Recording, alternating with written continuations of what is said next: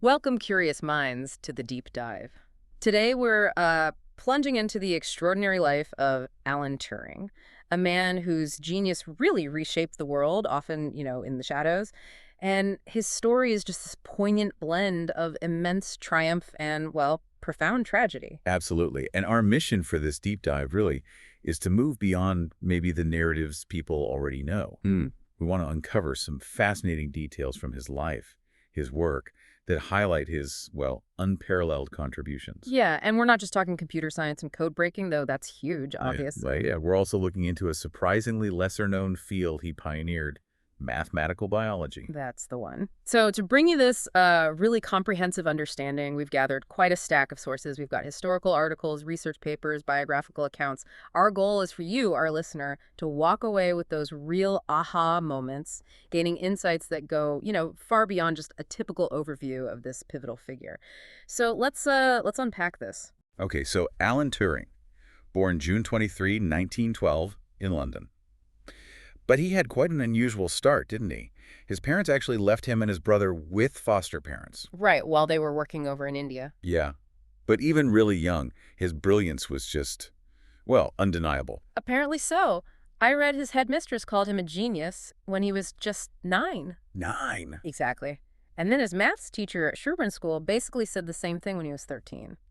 Even back in prep school, Hazelhurst, he was already deep into chess, spending hours solving complex problems. And talk about determination. That story about him cycling 60 miles. 60 miles? Oh, yeah, the 1926 general strike. He just cycles alone from Southampton to Sherborne just to get to school. He was 13. It tells you so much, doesn't it? That relentless drive, that singular focus. It wasn't just about, attending class. It was this almost obsessive commitment to his intellectual pursuits. You see that thread throughout his life. And even then, his private notes apparently showed he understood Einstein's theory of relativity, like at a degree level. As a teenager, yeah. A truly singular intellect, right from the start. Incredible. So this deep intellectual curiosity, it found a really important outlet in his friendship with Christopher Morcom, right? Yes, his close friend and fellow student at Sherborne. A real intellectual companion for him. But Morcom died very suddenly, didn't he? Tuberculosis in 1930. How did that affect Turing? Oh, profoundly. It was, by all accounts, a devastating blow. Many sources suggest it really spurred him on, to devote even more energy to science, almost like he felt he had to fulfill Morcom's lost potential. Wow. A really pivotal moment then, shaping his dedication. Definitely. So after Sherborne, he goes to King's College, Cambridge. That's 1931 to 34. And he thrived there. But not just intellectually, right? He was this phenomenal athlete, too. He really was. Excelled at long-distance running. He even tried out for the 1948 British Olympic marathon team. Get this. His time was only 11 minutes slower than the guy who won the British silver medal, Thomas Richards. That's serious running. And he was known to run like 40 miles just to get to meetings in London. Why? I mean, just for efficiency. He famously said he used running to make his brain quiet. It kind of shows that blend of physical and mental discipline he had. Huh. And academically at Cambridge. Oh, stellar. He was elected a fellow of King's College at the very young age of 22. That was for his dissertation on probability theory. 22. That's unusual. Very. And alongside that, he was also involved in the peace movement, joined the anti-war council. Shows a broader intellectual engagement, Right. So his intellect was clearly off the charts. But it was a specific paper in 1936 that really sort of changed everything for technology, wasn't it? On computable numbers. And his work on the Entscheidungsproblem, the decidability problem. Explain that a bit. What was so groundbreaking? Well, that paper introduced his concept of a universal computing machine. It was theoretical, but it could, in principle, solve any complex calculation if you gave it the right program. This abstract idea became the Turing machine. Okay, so it's not just an abstract idea, though, is it? It actually laid down the fundamental logical principles for what would become the digital computer. Precisely. He basically defined what it even means for something to be computable. He gave us the logical DNA for algorithms for every digital device we use. Long before the circuits were even conceived. Exactly. And his PhD work, he did that at Princeton. It further developed these ideas. And really crucially, it sparked his interest in cryptology. Cryptology, which leads us straight into the war. Yes. From 1939, he's full-time at Bletchley Park. Top secret work. He's leading Hut 8. And their job, cracking German military codes. Specifically, the Enigma machine. What were they actually up against there? Well, the Enigma looked a bit like a typewriter. Keyboard, rotating dials, a light board. But the complexity was just staggering. It could generate almost 159 quintillion permutations. Quintillion, that's hard to even fathom. Right, brute force decryption was basically impossible. Now, Polish mathematicians had made some vital early breakthroughs, and thankfully shared that with the British. Okay, so they weren't starting completely from scratch. No, but the Germans kept improving security. They changed the cipher system every single day. They genuinely believed Enigma was unbreakable. So how did Turing and his colleague Gordon Welchman crack it, this seemingly impossible code? They developed a machine, the Bombe. It wasn't about brute force, but about mechanizing subtle logical deductions.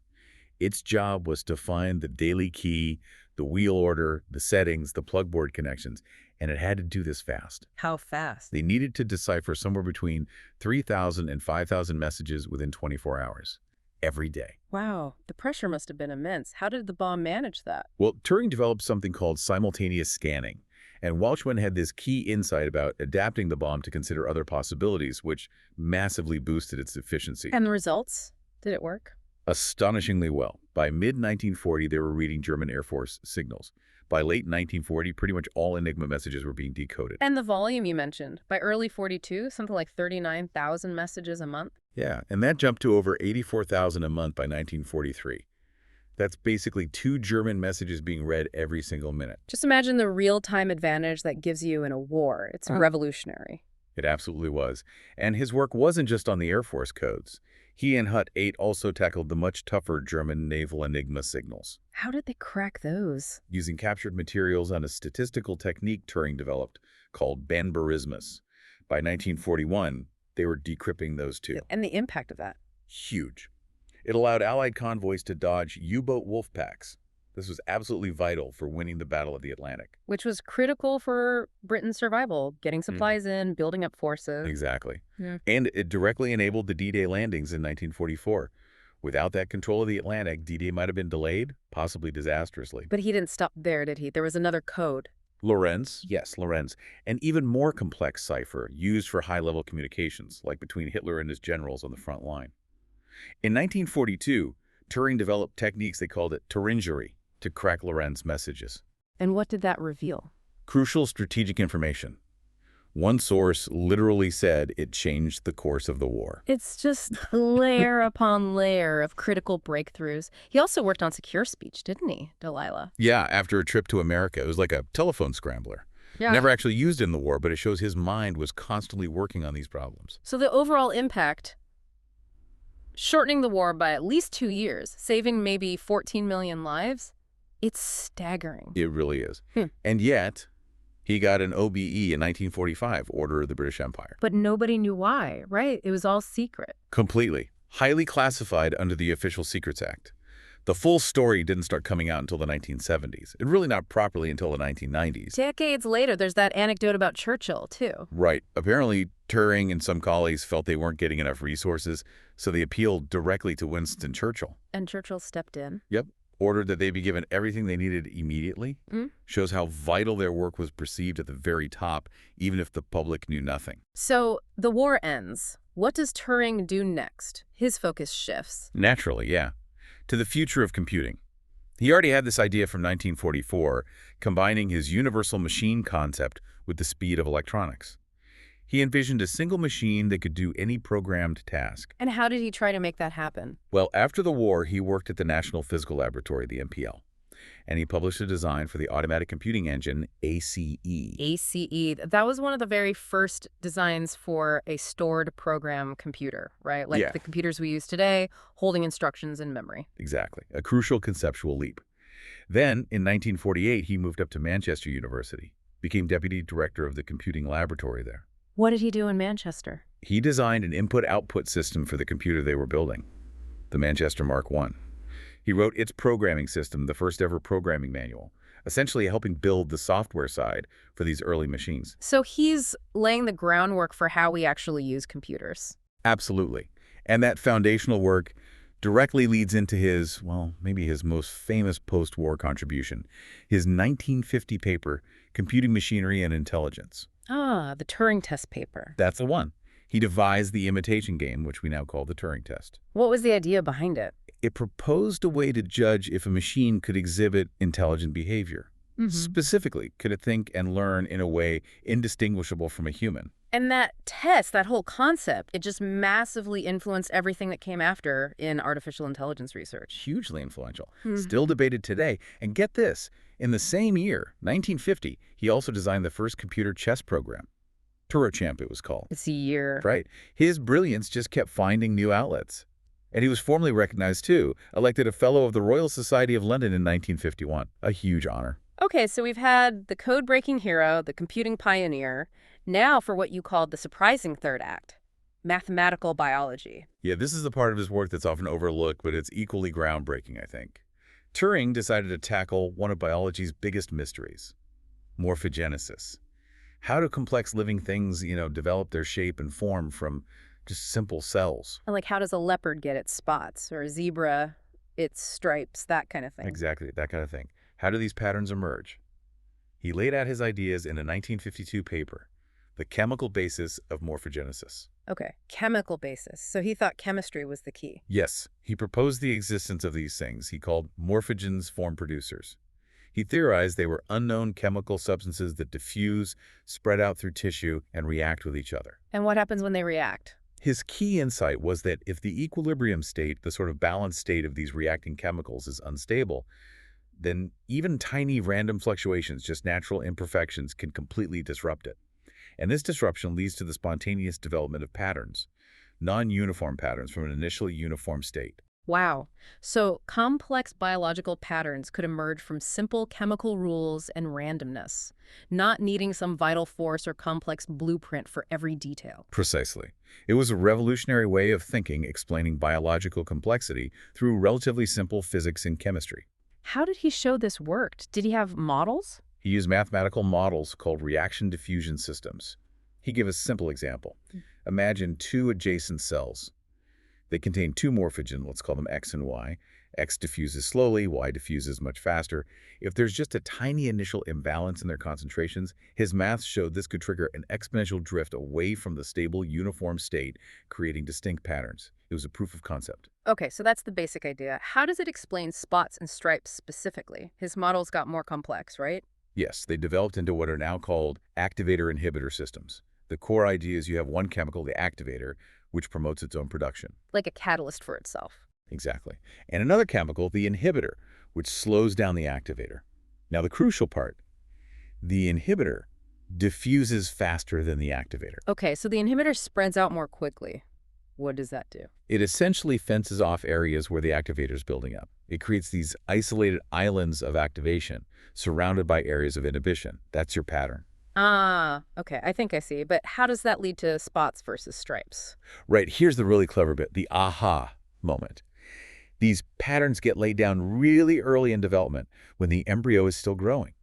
And according to Turing's models, the size of the developing tissue region at that specific moment determines whether you get spots or stripes. The size? How? Smaller regions can sustain stable stripes, but if the region grows beyond a certain critical size, the stripes become unstable and break up into spots. No way. So that's why you might see, say, a zebra with stripes all over, because the pattern forms when those body parts are relatively small. Exactly. Or a tiger.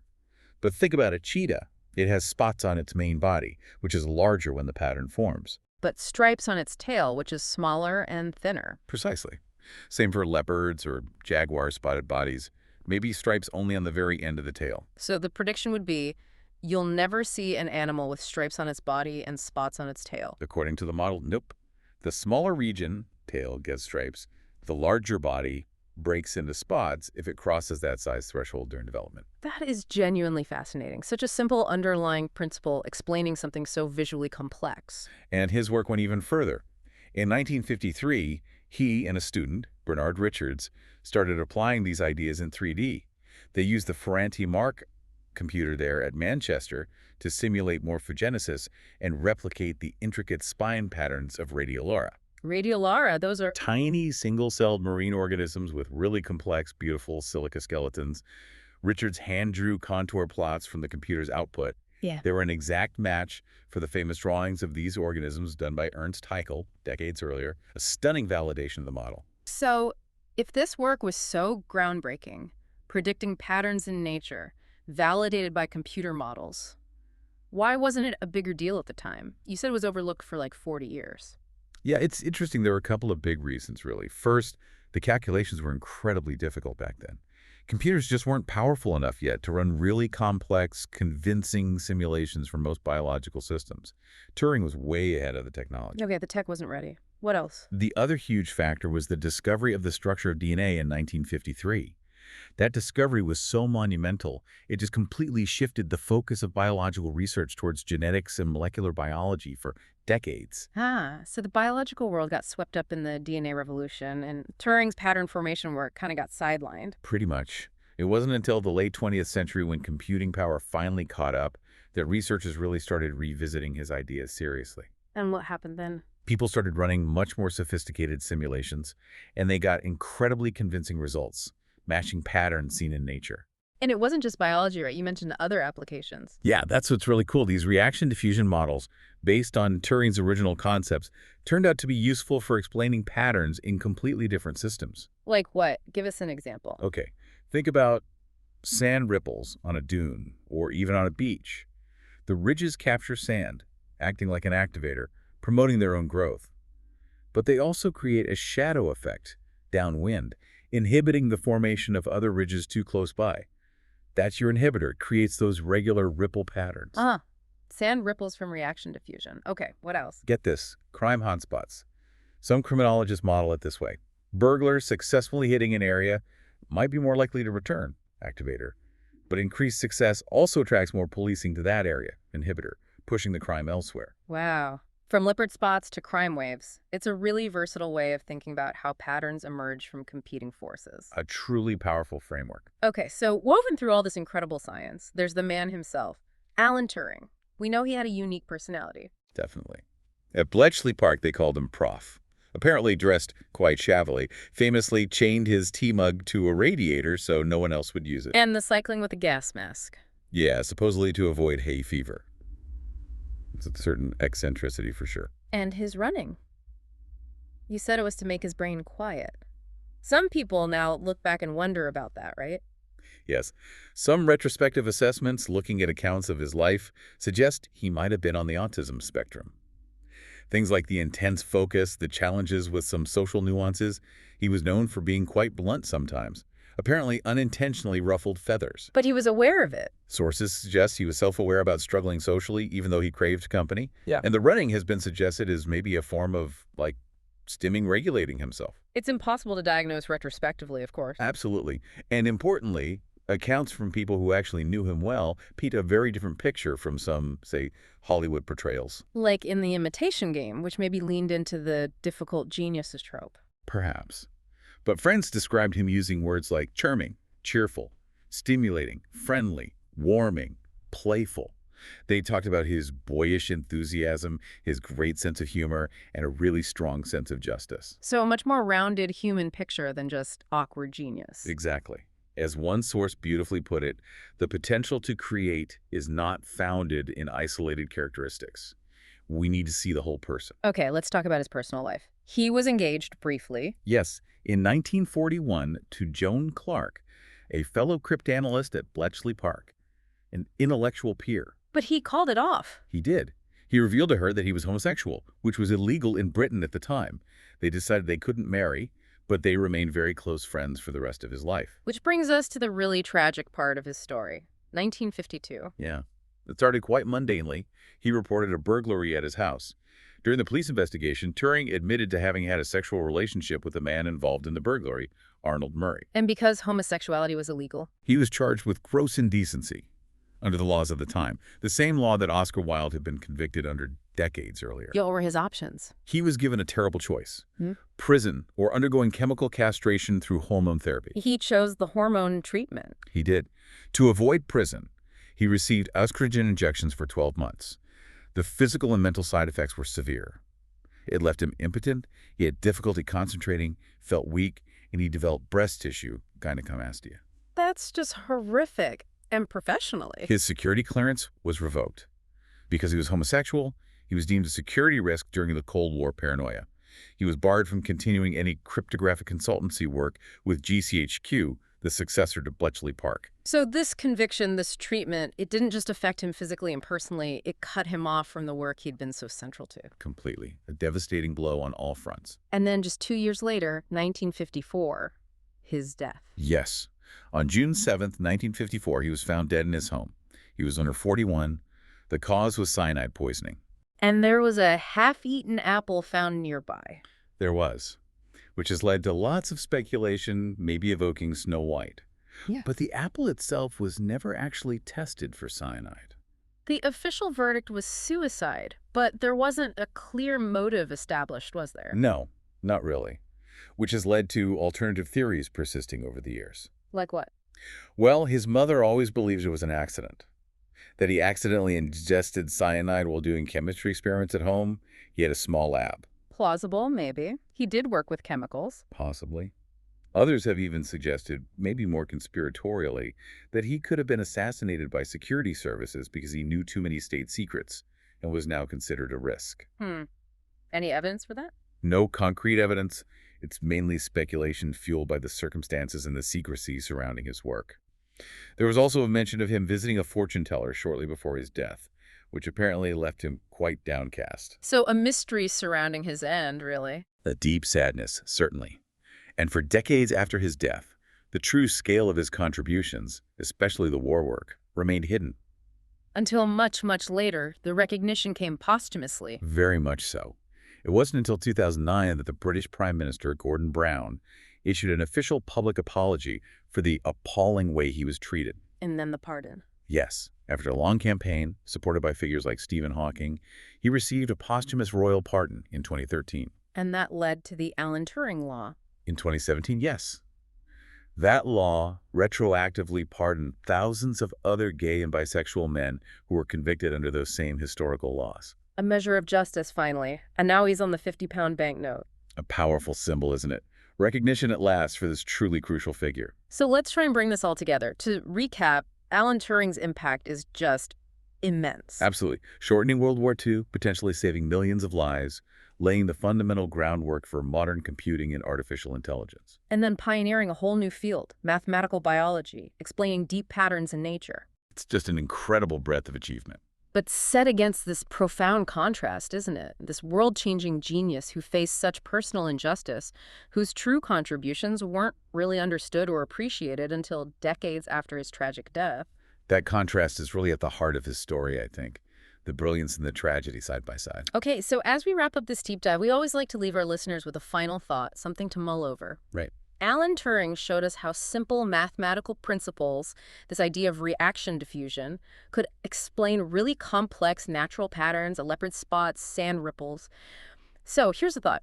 What if we tried applying that same kind of thinking, looking for those underlying activators and inhibitors to other seemingly chaotic systems, maybe in our own lives or in society? Could understanding the mathematical morphogens, so to speak, behind things like, say, market trends or social movements or even personal habits, could that help us predict or maybe even shape unexpected outcomes? Something to think about.